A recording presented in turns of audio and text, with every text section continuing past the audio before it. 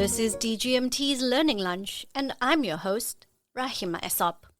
When children are too short for their age, it's a sign that they have not been getting the nourishment their bodies and brains need to grow. This deprivation is chronic, often starting in the womb when pregnant women are malnourished or underweight themselves, increasing their risk of giving birth to babies that are too small.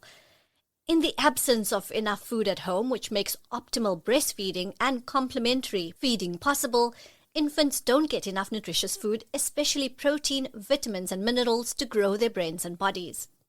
Now, children that are stunted fall behind in school and are at higher risk of chronic health problems like diabetes or obesity as adults.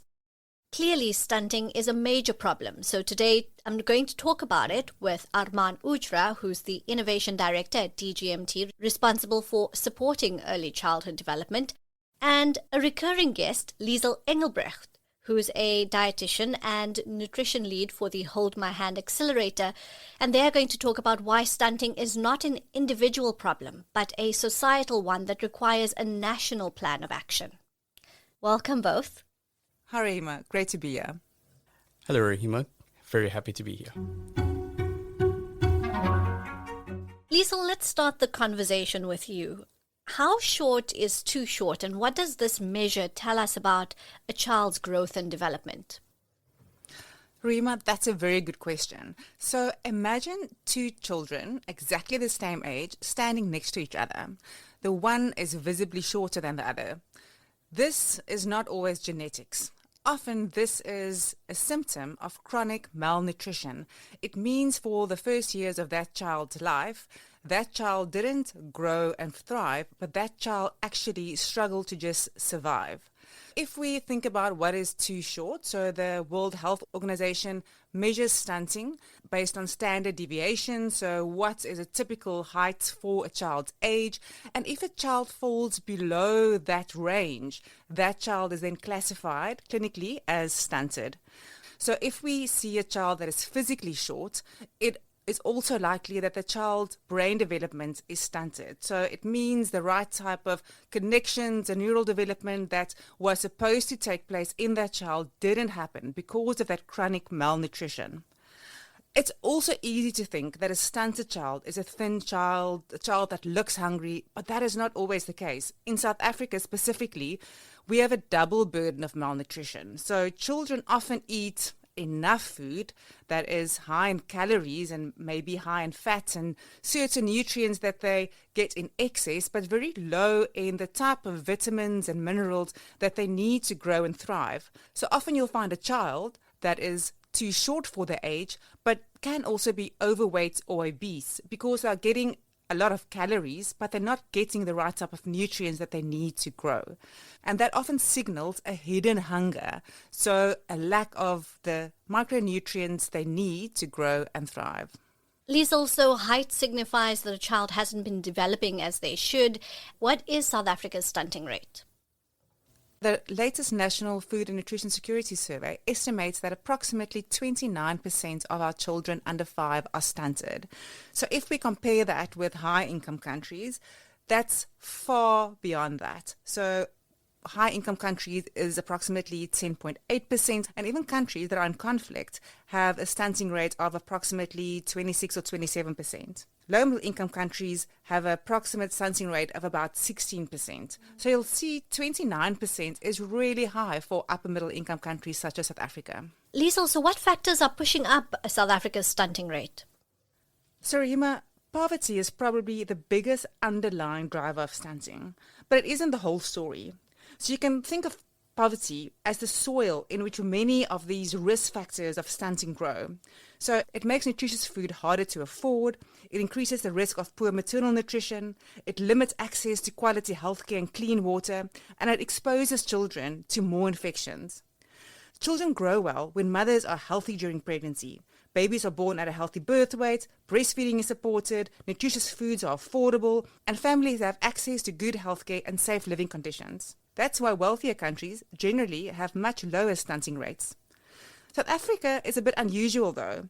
We're an upper middle income country with one of the highest levels of inequality in the world. So our national income really masks the reality that millions of households still experience conditions more typical of much poorer countries. And that's why we're seeing such high stunting rates in our country. Armand Liesel mentioned earlier that a child that is stunted could also be overweight or obese, right? What is the impact of that double burden on a child as they grow up? What sort of health problems are stunted children at higher risk of developing as adults? Stunting causes children to be more likely to have weaker immune systems and experience repeated infections. And this means they also struggle to recover from illness. So, for example, they may have repeated bouts of diarrhea, which is still one of the biggest killers of children in South Africa, especially under 5. They're also more likely to have delays in their cognitive, language, and socio-emotional development, which we're seeing as a much more important form of healthy growth within childhood. This concern doesn't only end in childhood, though. Stunted children face a higher risk of non-communicable illnesses even into adulthood, and these diseases are things like obesity, diabetes, hypertension, and also cardiovascular disease risk later in life. This is not only a health concern, though, because all of these issues put together mean that the children have poor educational outcomes and lower cognitive performance, because so much of their brain development depends on this critical first 2 years of their life. So when we talk about stunting, we're really talking about a child's future health, learning, and lifelong opportunities before they even enter school. Armand, I framed stunting not as an individual problem, but a societal problem. Let's understand this. So a child who is stunted, has not been eating well, has not developed well, they perform poorly at school, they may be obese or overweight, they have this double burden. As they grow up, they develop health problems, as you've just outlined.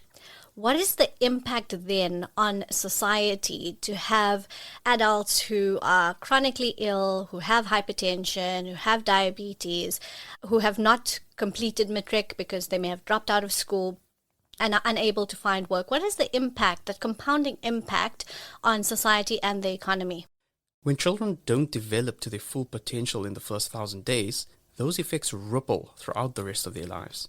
They're more likely to start school already behind.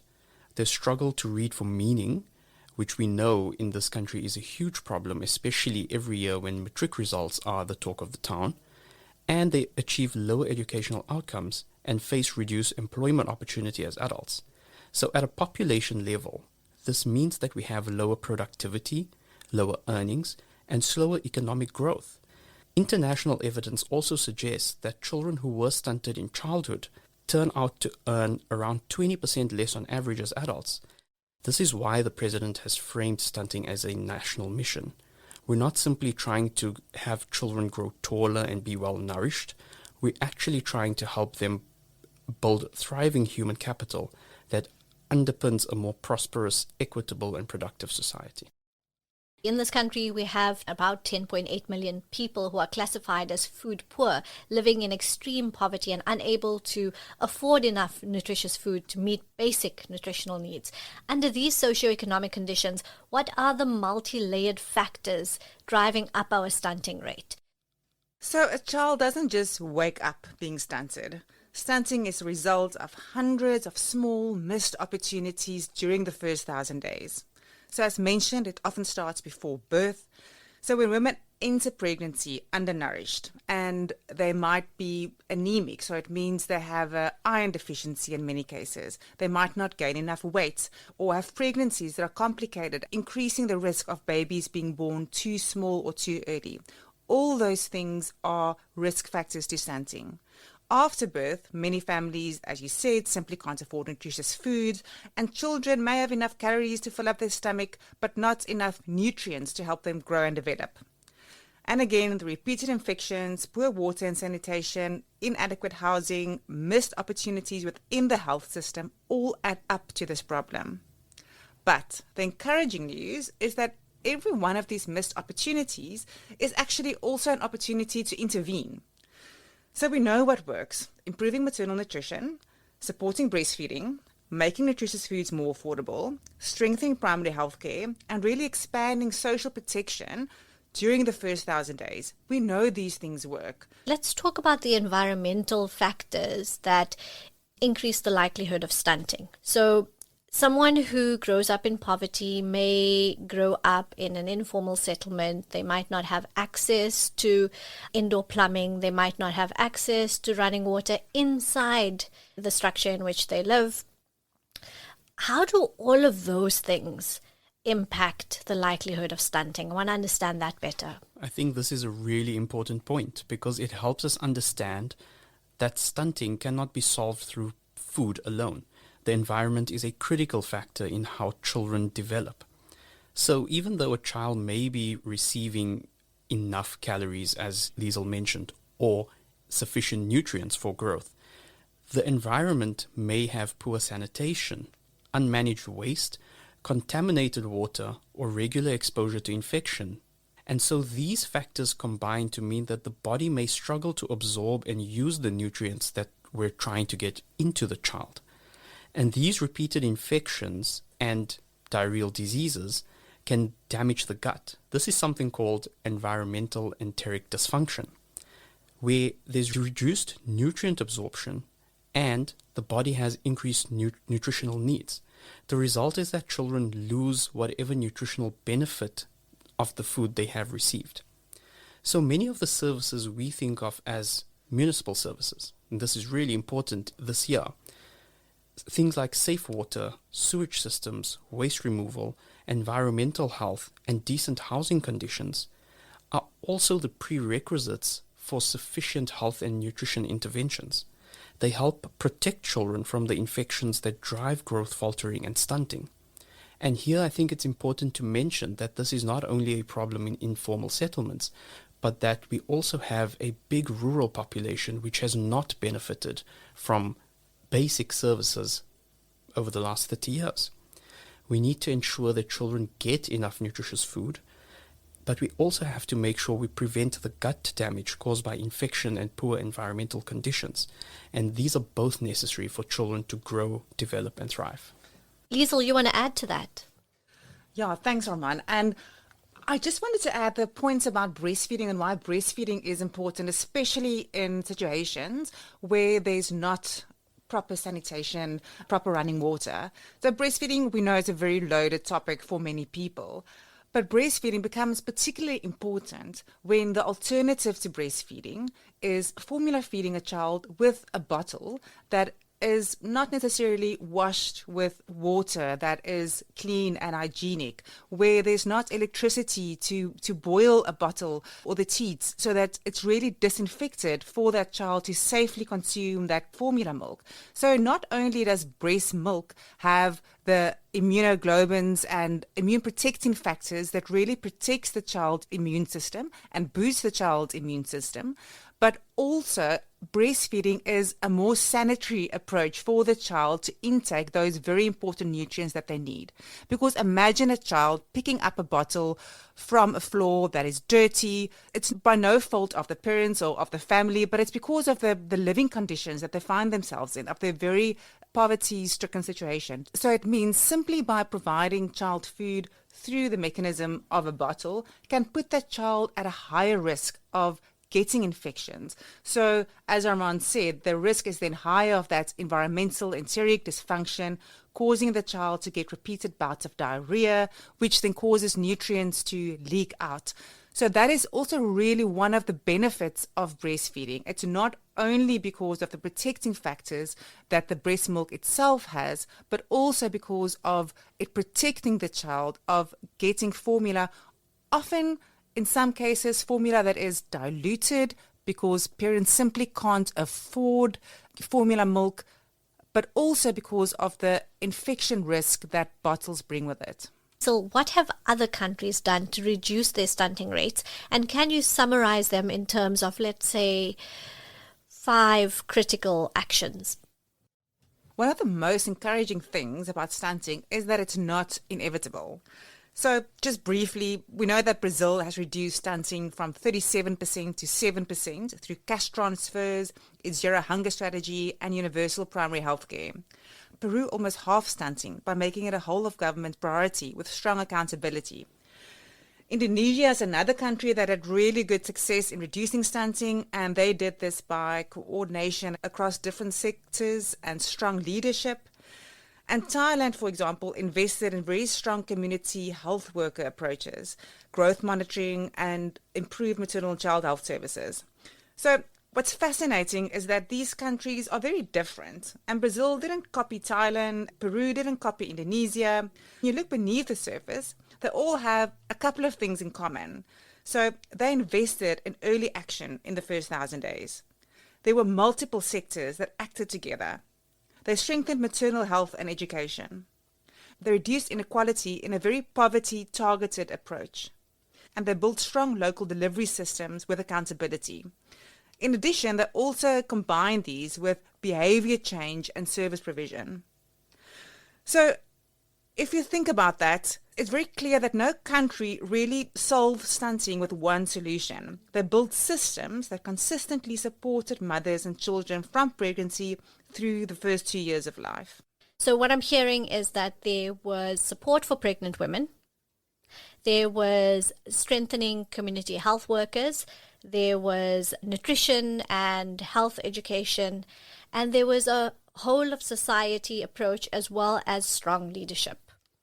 Let's talk now about the interventions. The South African government is officially on a mission to end stunting, as announced by President Cyril Ramaphosa at the start of 2026. This work will be driven by an interdepartmental task team and will require national, provincial, and municipal buy-in because of the multi-layered approach needed to tackle stunting, given the various factors that influence and increase the likelihood of stunting. Liesl, based on what we know has worked in other countries, the countries that you've mentioned, for example, what interventions now should the national government be funding and coordinating as a matter of urgency? So it's encouraging that South Africa doesn't have to start from scratch. We already have many of the right types of policies and programs and building blocks in place, but now is the time to really strengthen them and strengthen coordination also between different sectors and between departments.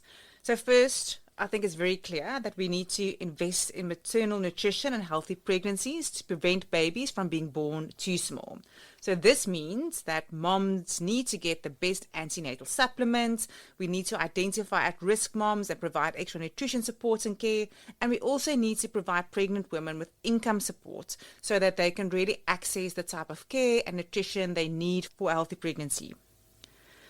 We also need to strengthen support throughout the first 1,000 days, especially for babies that are born too small. So this might look like additional community health worker support, and then also flagging those children to identify when they're growth faltering and to refer them to the right services and to link them to the right support. Thirdly, we need to make nutritious foods more affordable. We've said this a couple of times, but it's really important to make sure that both mothers and children, especially from the age of 6 months when they need more diverse types of food, that it's possible for the households to actually purchase and afford nutritious type of foods and not just the calorie-dense, starchy foods that are often low in nutrients. Fourthly, we need to strengthen the community-based services, as we've said before, so I won't belabor that point again. And finally, we need to coordinate governments around this one shared mission. So it means that we shouldn't just focus on the Department of Health alone and say it's their responsibility to reduce stunting. But we also need to look at the responsibility of the Department of Social Development, as they are responsible for providing social protection, the Department of Agriculture, as they can improve access to diverse nutritious foods and support local food production. Municipalities are very important as they are really the ones that provide the water, the sanitation and the healthy environment. And then of course also the Department of Basic Education as they are taking on the early childhood development space. So they should really reinforce nutrition through their early childhood development programs. At the end of the day, Rima, a mother shouldn't have to navigate various different government departments to help her child grow. The system should wrap around her. That's what countries that have succeeded have done. And that's really the opportunity that South Africa now has. I like how you phrased it, that these services must wrap around the mother rather than the mother trying to navigate different government departments to find the help that she needs in order to have a healthy pregnancy and to have better birth outcomes and a healthy child. There's a phrase that I want a bit more clarity on, and Aman, maybe you can help me. The phrase is growth faltering. So as services wrap around the mother, as Liesl pointed out, what is growth faltering and how does one identify and remediate growth faltering? I think that it's really important for us to understand that not everyone understands what these technical terms like stunting or wasting really mean. And so growth faltering is an umbrella term that allows us to understand a child's journey to these conditions like wasting or stunting. For example, a child may be on the path to acute malnutrition, which we define as either severe or moderate. And so growth faltering is how we identify through the Road to Health book and related charts where a child may be at risk of developing conditions like wasting or stunting. So we'd ensure that we remediate these children by focusing on their families. Using targeted interventions, we can ensure that children who need appropriate nutritious supplements get them. We focus on the mothers so that they are supported and empowered to breastfeed adequately within their households and communities, and that we ensure that the families receive the appropriate support to access nutritious, affordable foods. That brings me to my next question, Arman. How can NGOs get behind the mission to end stunting in identifying, in early warning systems, in helping with referral pathways? I see different points at which NGOs can plug in. I think something that's really important that Liesl has really touched on is we need a cross-sector development approach. And this means that we don't need new programs, and rather that NGOs can focus on strengthening and aligning what already works. So some practical examples here are that organizations already supporting pregnant women can make sure that they strengthen nutrition, breastfeeding support, and maternal well-being. Those focusing on early childhood development can make sure that children in their programs are receiving nutritious, affordable meals and growth monitoring within these programs. Community-based organizations can help families access grants, especially the Child Support Grant, adequate screening and referral to health services, and food support, especially for the vulnerable children. And organizations working within the food system can strengthen household-based food production, food rescue, and food redistribution initiatives. We've already seen some examples of how these successful NGO-led approaches work in South Africa in diverse contexts. The Pilani Mentor Mothers model supports pregnant women and new mothers through community-based care. Grow Great was championing public mobilization around stunting and food affordability approaches. And we've got programs like Kulisa Care in the Western Cape that combine nutritional support with community health worker follow-up for vulnerable mothers and babies. So this mission creates an opportunity to take proven models in different contexts and connect them to public systems so that they can reach more families at scale. And I think what's critical here is that we don't need every organization to become a nutrition organization. Rather, every organization that's already working with young children and families needs to understand how they can better contribute to nutrition outcomes. How can NGOs think about collaboration, especially those that are not directly working with children? I think that's really important. One of the benefits of having NGOs working deeply within communities is that they understand the context better than big institutions might. They are well connected to the community around them, and this includes the private sector. So if, for example, Tanda was able to use food production and connect it to the early childhood development centers, a critical part of this would have been the delivery mechanisms and supply chains that support this kind of initiative. And this is where the private sector becomes essential to this mission to end stunting. We have a lot of capital invested within the food system in South Africa, but unfortunately, the benefits do not reach all of population, all of society. So as I'm mentioning the private sector, I think it's important to remember that many of the drivers of malnutrition sit within the food system, labor market, and local economy. And as Liesl mentioned earlier, are not necessarily products of the health system alone. So retailers could help make nutritious foods more affordable, and one of the proposals being explored is a double discount model on affordable nutritious foods so that protein-rich foods become more accessible to low-income families, especially in informal settlements in rural areas. Food manufacturers can strengthen compliance with fortification regulations and help improve the nutritional quality of affordable foods.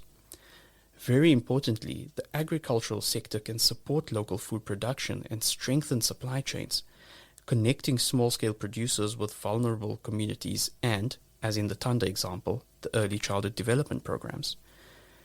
Companies that work in logistics, technology, and finance can help support practical delivery challenges using data systems, food distribution supply chains, and even impact investment, which we see working very well, for example, in East African contexts.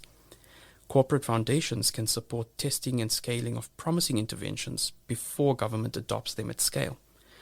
In the international experience, particularly in Southeast Asia and Latin America, countries succeed when business, civil society, and government are aligned around this common goal.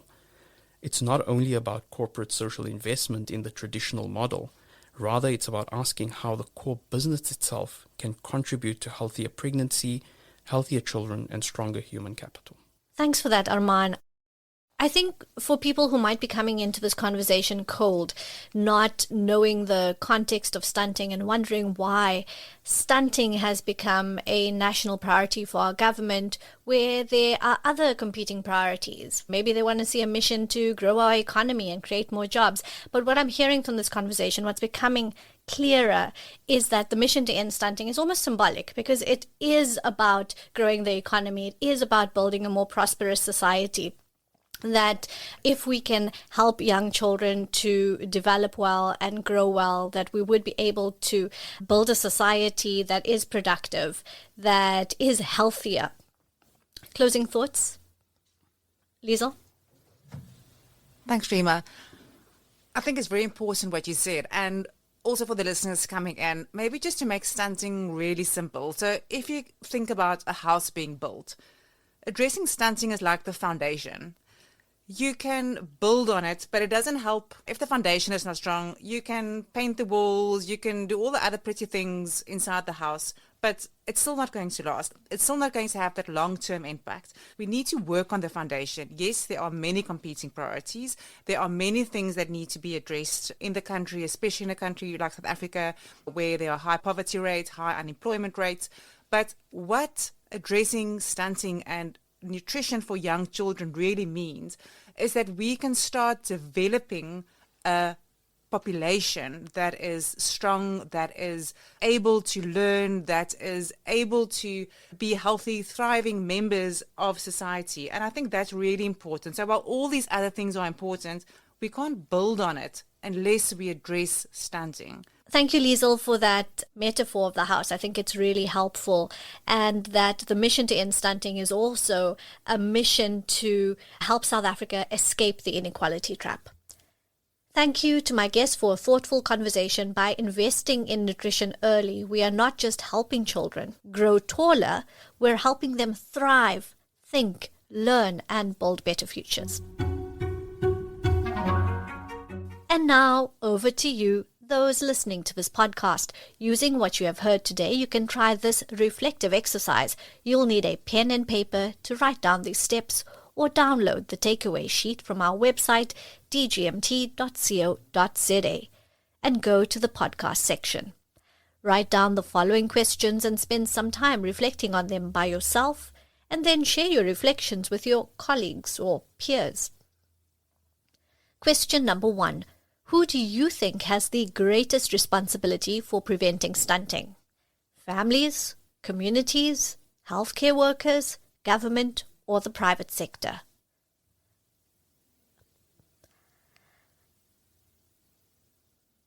Now ask yourself, why?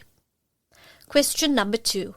How does your work contribute directly or indirectly to improving child nutrition and well-being? And question number 3, think about the one action you can take today to help children get the best possible start in life. This is DGMT's Learning Lunch. Until next time.